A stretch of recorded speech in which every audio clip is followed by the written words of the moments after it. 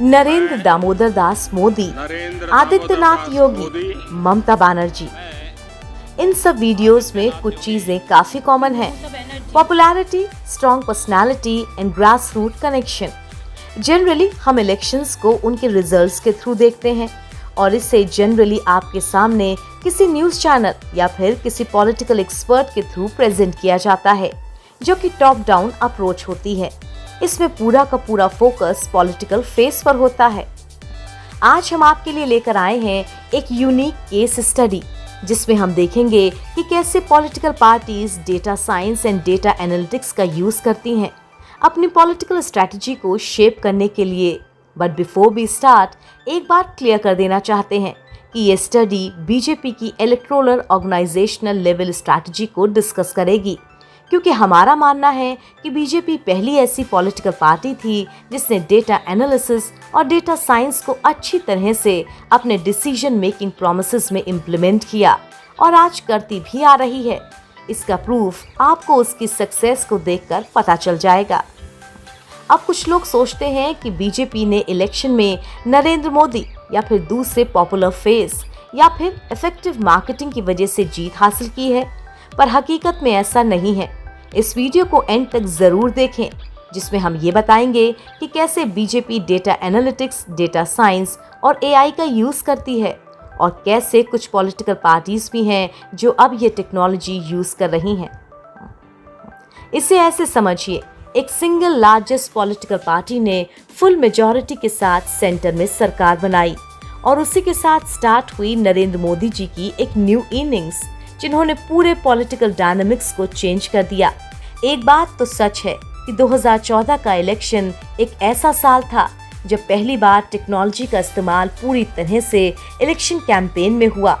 यहाँ हम मार्केटिंग में यूज होने वाले टेक्नोलॉजी की बात नहीं कर रहे, बल्कि डेटा एनालिटिक्स और डेटा साइंस की बात कर रहे हैं। दोस्तों, अगर आप बीजेपी के ऑर्गेनाइजेशनल सिविल हाई राइज को देखेंगे तो एक कॉर्पोरेट पार्टी से काफी मिलती जुलती है। पहले देखते हैं कि ये कॉर्पोरेट काम कैसे करता है। कॉर्पोरेट का एक पिरामिड स्ट्रक्चर होता है। इसमें बॉटम में जूनियर एम्प्लॉइज होते हैं जो क्लाइंट्स का काम करते हैं।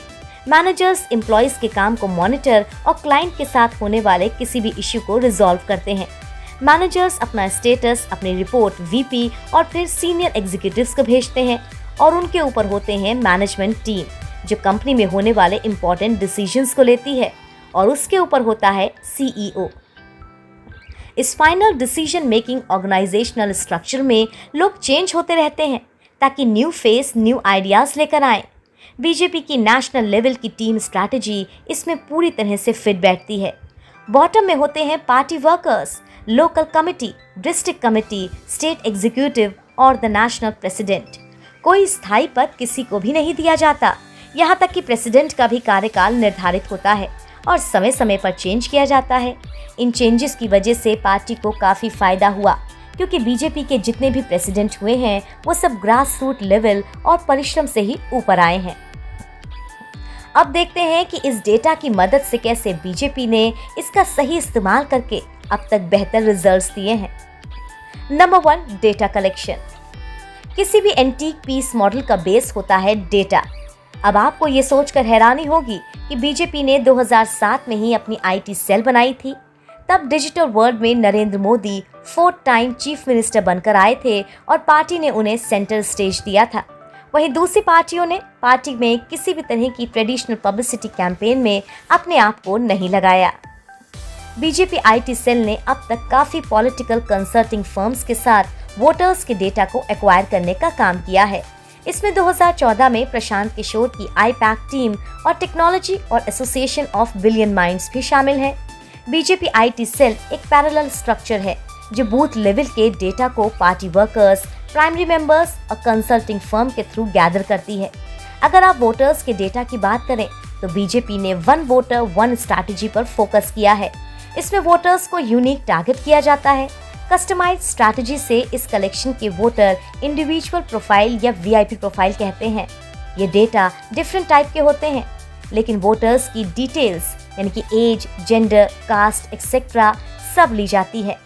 अब आप ग्राउंड लेवल वर्कर्स की बात करें तो उनके फीडबैक, पार्टी मेंबर्स की कंप्लेंट्स को भी सीरियसली लिया जाता है। इन डेटा को एनालाइज करके आईटी ग्राउंड लेवल की इनसाइट्स को पार्टी के टॉप ब्रांड्स तक पहुंचाती है। ये प्रोसेस पार्टी के लिए इंटरनल ऑडिट की तरह होता है और इसका इफेक्ट आपको देखने को मिलता है। पार्टी को ऑडिशनल लेवल चेंजेस में, कैंडिडेट सिलेक्शन फॉर इलेक्शन में और यहाँ तक कि सिटिंग चीफ मिनिस्टर को भी चेंज करना हो तो इन डेटा को हम डेटा साइंस की टर्म्स में बिग डेटा कहते हैं। इसमें डेटा या वॉल्यूम काफ़ी ज़्यादा होता है और ये काफ़ी ज़्यादा तेज़ी से बढ़ते चले जाते हैं। इसी बिग डेटा की हेल्प से बीजेपी ने बूथ लेवल की स्ट्रैटेजी को भी डिफाइन किया है।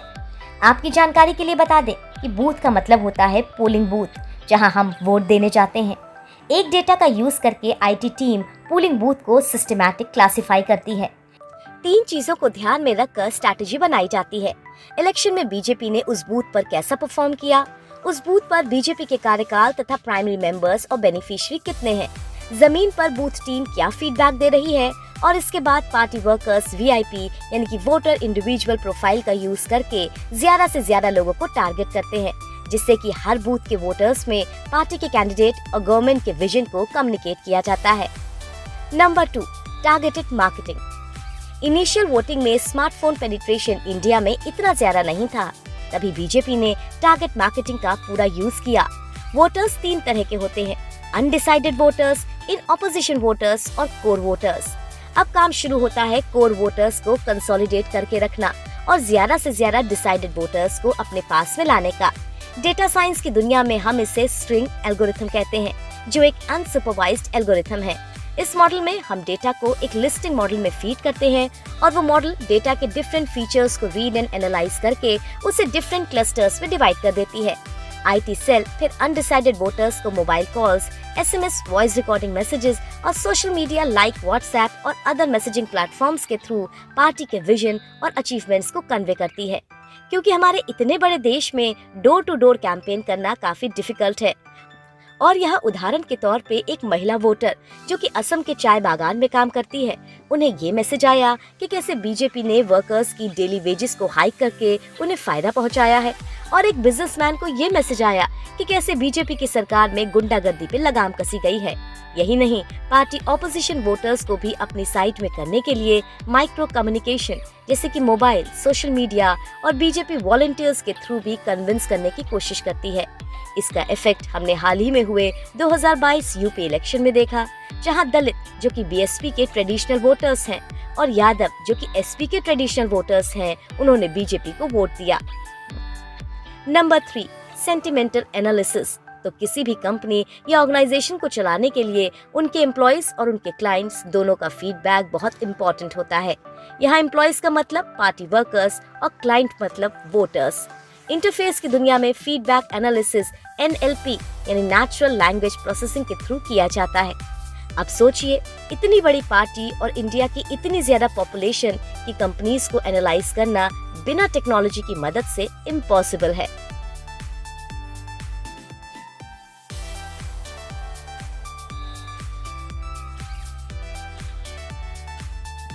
दूसरे, NLP मॉडल क्लस्टर की कंप्लेन और फीडबैक को प्रोसेस करती है और इसकी मदद से उनका सेंटिमेंट, कॉमन चैलेंज और उनकी नीड को आइडेंटिफाई करने में हेल्प करती है। आपको याद होगा नरेंद्र मोदी जी के दिए गए एक कंट्रोवर्शियल स्टेटमेंट के बारे में। अक्टूबर 2, 2013 जनरल इलेक्शंस के जो 7 मंथ पहले नरेंद्र मोदी ने अपनी पॉलिसीज को एक्सप्रेस किया था, जिसमें उन्होंने पहले शौचालय और फिर देवालय का स्लोगन दिया था, और ये स्टेटमेंट काफी ज्यादा कंट्रोवर्सी में आ गया था। आईटी टीम ने ग्राउंड और सोशल मीडिया पर जब इस स्टेटमेंट की सेंटिमेंटल एनालिसिस का रियल टाइम एनालिसिस किया तो ये पाया कि 45% लोग इस स्टेटमेंट से अग्री करते हैं, जो कि फ्लोटिंग या डिसाइडेड वोटर्स हैं। उन्होंने पीएम की इस स्टेटमेंट को अप्रिशिएट किया है। इस स्टेटमेंट से ट्रेडिशनल बीजेपी वोटर्स नाराज हुए। उन वोटर्स का कहना था कि मोदी हमें टॉयलेट और टेंपल में चूज करने को कह रहे हैं। इस बात पर बीजेपी की आईटी टीम ने तुरंत एजेंडा सेट किया कि सैनिटाइजेशन एक सीरियस सब्जेक्ट है, और इस पूरे आर्गुमेंट को उन्होंने टॉयलेट्स टेंपल से सैनिटेशन फॉर ऑल में कन्वर्ट कर दिया। और फिर क्या, इस सब्जेक्ट में इतनी डिबेट हुई, जो कि सेंटिमेंट 45% के थे वो कुछ ही दिनों में 68% पर पहुंच गए। आर्टिफिशियल इंटेलिजेंस कैंपेन आज की दुनिया में काफी एडवांस हो चुका है, स्पेशली 2016 के बाद से जब जियो ने मार्केट में एंट्री की। दोस्तों, आज पॉलिटिकल कैंपेन में भी आर्टिफिशियल इंटेलिजेंस का यूज किया जा रहा है। जैसे कि इस वीडियो में देखें, देखने में तो तीनों वीडियोस ओरिजिनल लगते हैं, लेकिन इनमें से सिर्फ एक ही ओरिजिनल है। इसमें जो इंग्लिश और हरियाणवी वर्जन है वो एआई की हेल्प लेकर बनाया गया है। पार्टीज इलेक्शन के टाइम पर भी फेक वीडियोस आर्टिफिशियल इंटेलिजेंस के जरिए यूज करती हैं। बेसिकली लोगों के फेस को चेंज करने के लिए इन्हें डिफरेंट तरीके से यूज किया जाता है, क्योंकि वो एक डीप लर्निंग टेक्नोलॉजी यूज करते हैं जो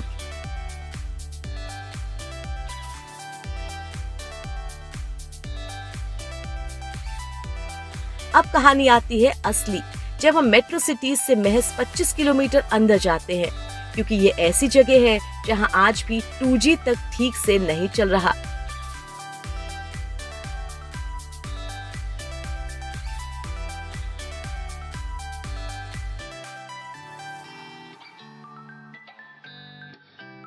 जहां का लिटरेसी रेट 60% से नीचे है। खुल के बात करें तो झारखंड, छत्तीसगढ़, मध्य प्रदेश, बिहार, बंगाल, उत्तर प्रदेश, राजस्थान, महाराष्ट्र, गुजरात, जी हाँ, जब हम इन शहरों से बाहर निकलते हैं तभी असली इंडिया से रूबरू होते हैं।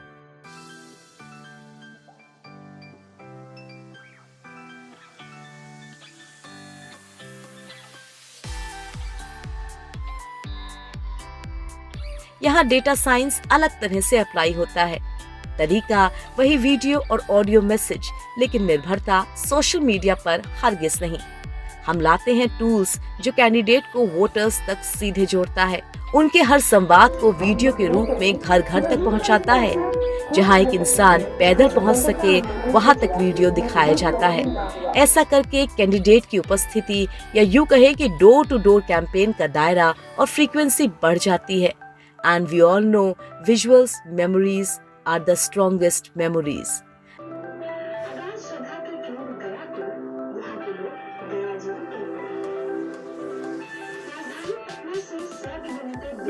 इस तरह की जगहों पर सोशल मीडिया का इम्पैक्ट घटकर महज 5 से 6,000 वोटर्स तक ही सीमित हो जाता है, और तब काम आती है डीएनएस मीडिया की।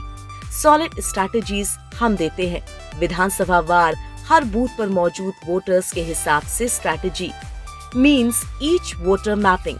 यही नहीं, रियल टाइम डेटा, जिससे मालूम हो कि कब कहां कितने वोट की बढ़त या हानि हो रही है।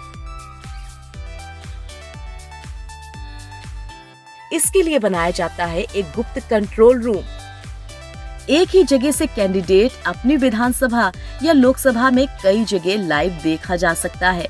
यही नहीं, पार्टी अध्यक्ष भी अब युद्ध स्तर पर प्रचार कर रहे हों तो वो भी इस प्लेटफॉर्म पर लाइव आ सकते हैं।